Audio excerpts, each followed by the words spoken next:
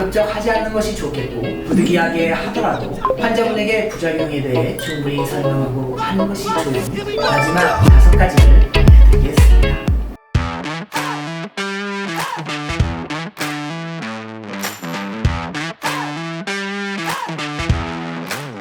안녕하세요. 20년 경력의 문성용 박사이자 은재수술 장인 정 박사입니다. 지난번 영상 잘 보셨나요? 성형외과 의사가 내 딸에겐 절대 하지 않는 15가지 수술, 얼굴에 녹지 않는 필러 및 파라펜 용액 삽입술, 신경절제를 통한 종아리 근육 퇴축술, 큰 보형물을 이용한 엉덩이 성형술, 눈썹 상부 피부 절제를 통한 눈썹 상거상술, 녹지 않는 실을 이용한 피부 리프팅, 이 5가지 주제에 대해 지난번 2편에서 이야기해 보았는데요. 오늘은 성형외과 의사가 내 딸에겐 절대 하지 않는 15가지 수술 3탄을 준비했습니다. 20년 이상 경력의 성형외과 전문의인 제가 지금까지 지내오면서 다양한 부작용을 경험하면서 가급적 하지 않는 것이 좋겠고, 부득이하게 하더라도 환자분에게 부작용에 대해 충분히 설명하고 하는 것이 좋은 15가지의 성형수술에 대한 이야기를 해드려볼까 합니다. 오늘은 15가지 중 마지막 5가지를 알려드리겠습니다. 구독, 좋아요? 개원 후 20년 동안 수많은 여성과 남성 모두에게 모발 이식술을 진행하면서 눈썹과 구렛나루 이식술까지는 진행을 해보았지만 아직까지도 속눈썹 이식술을 진행한 적은 없어요. 그 이유는 이식한 눈썹과 속눈썹은 지속적으로 자라게 되는데, 속눈썹은 눈썹과 달리 속눈썹 자체의 부드러운 느낌과 이식한 강한 모발과의 이질감이 꽤 많이 느껴지기 때문입니다. 한마디로 자연스럽지가 않고 티가 나고, 이식한 속눈썹 또한 계속해서 자라기 때문에 평생 관리를 해줘야 하고, 불편한 부분이 많아서 나라면 결코 하지 않을 것 같다 하는 생각을 많이 하기 때문입니다. 물론 내 딸에게도 비추입니다.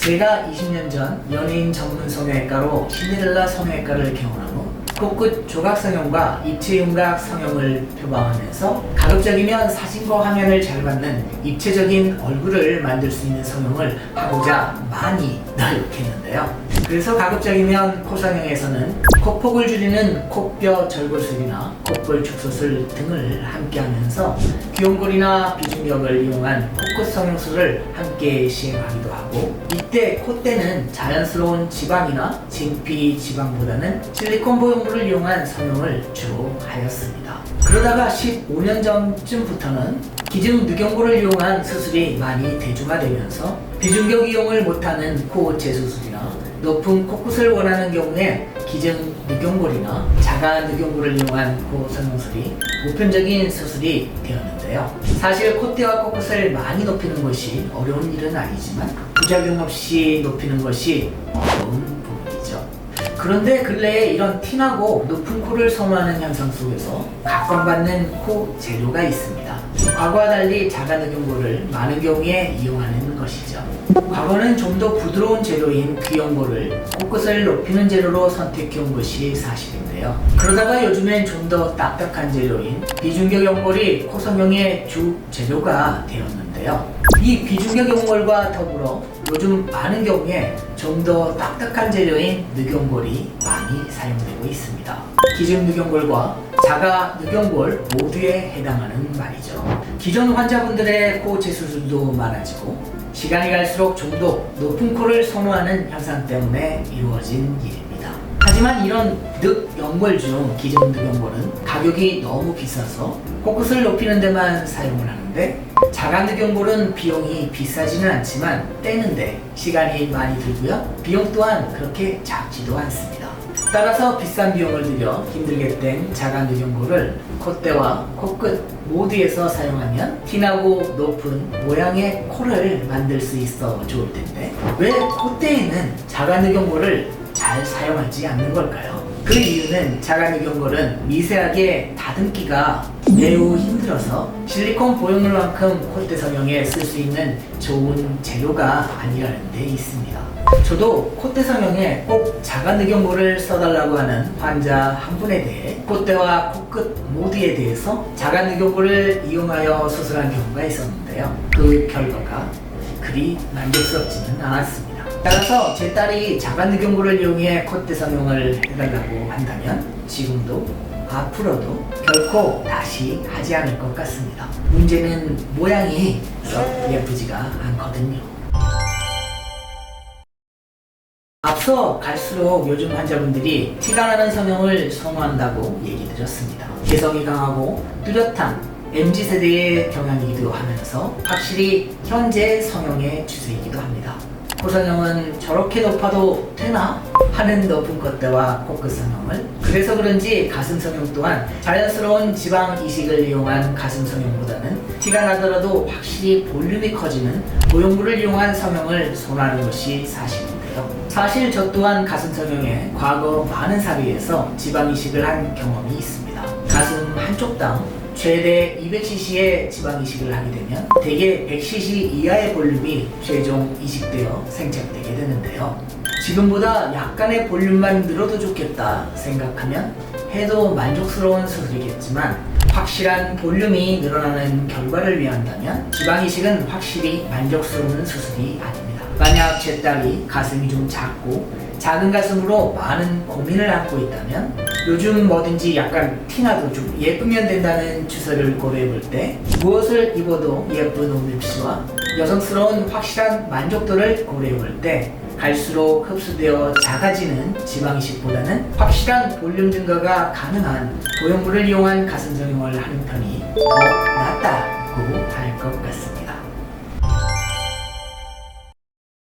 20년 전 녹내실을 이용한 피부 리프팅 개발 당시부터 스마스 근막 조직 리프팅 외에 녹내실을 이용하여 콧대와 코끝 성형을 하려는 시도가 계속 되어 왔었는데요. 이 녹내실을 이용한 콧대와 코끝 성형은 쉽게 할 수 있고 붓기가 작고 회복이 아주 빠르다라는 장점이 있는 반면에 높게 올려놓은 코의 피부 조직이 쉽게 떨어져 주저앉고 유지기간이 짧아서 만족도가 떨어진다는 단점이 있는데요. 따라서 이 녹내실을 코에 삽입하는 경우에는 볼륨을 같이 채우는 필러나 지방이식술을 함께 하는 경우가 많습니다. 하지만 상대적인 만족도만 따지면 부작용이 작은 필러만의 단독 시술이 환자분의 만족도가 훨씬 더 높은 것 같고 장기적인 만족도는 실리콘 고용물이나 자가 조직을 이용한 코 성형술이 훨씬 더 높아서 녹내실을 이용한 콧대나 코끝 성형을 하는 경우나 빈도는 굉장히 작고 따라서 저라면 굳이 상대적 만족도가 작은 녹내실을 이용한 코 성형 시술은 제 딸에게 하지 않을 것 같습니다. 마지막으로는 여성 성형 부위인 질 성형인데요. 내 딸아이의 민감한 부위에 대해서 결코 수술하고 싶은 마음도 없기도 하고 딸아이 또한 아빠에게 그런 부탁을 할 리도 없으니까요. 여성 성형외과 전문의인 경우엔 여성 성형만을 전문으로 하시는 분도 계시겠지만 대부분은 산부인과 전문의분이 질 성형 및 여성 성형을 많이 하고 계시지 않나 생각합니다. 구독, 좋아요? 오늘은 지난번에 이어서 성형외과 의사가 내 딸에게 절대 하지 않는 15가지 수술 중 마지막 5가지 주제로 이야기해 보았는데요. 도움이 많이 되셨나요? 내용이 길기에 총 3편으로 올렸는데 모두 시청하셨나요? 영상이 만족스러우셨다면 좋아요, 구독, 알림 설정까지 꾹꾹 눌러주시고요. 정말 애써서 정성껏 만든 영상이니만큼 1편, 2편, 3편까지 다 챙겨봐 주시면 너무 감사하겠네요. 성형에 대해 궁금한 점이 있다면 댓글을 남겨주시고요. 정 박사가 하나하나 댓글을 직접 달고 있습니다. 언제나 행복하세요. I'll be back. 안녕. 정말 힘들게 잠깐만.